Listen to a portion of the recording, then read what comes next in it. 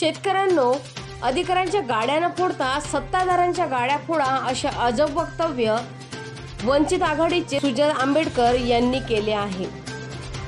हिंगोलीत आज वंचित बहुजन आघाडीच्या वतीने भव्य सभेचे आयोजन करण्यात आले होते। या सभेमध्ये सुजय आंबेडकर यांच्या उपस्थितीत अनेकांचा पक्षप्रवेश करण्यात आला।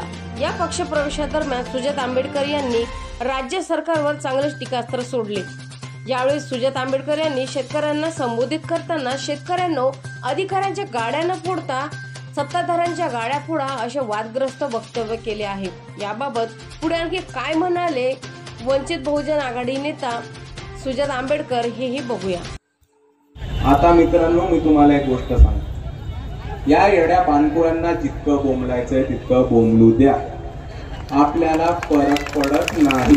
मला या शेतकऱ्यांना आणि या कष्टकऱ्यांना नुसती एक विनंती करायची आहे की हे प्रशासकीय अधिकारी जे आहेत, हे सरकारचे अधिकारी जे आहेत, ते नुसतं शासनाच्या आदेशावरनं आणि सत्ताधाऱ्यांच्या आदेशावरनं काम करतात।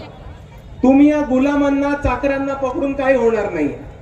तुम्हाला पकडायचं असेल तर पकडा आणि सत्ताधाऱ्यांच्या गाड्या फोडा, कारण सत्ताधाऱ्यांच्या गाड्या फोडल्याशिवाय आपले पैसे काय मान्य होणार नाही, हे आपल्या सर्वांनी समजून घेतलं पाहिजे।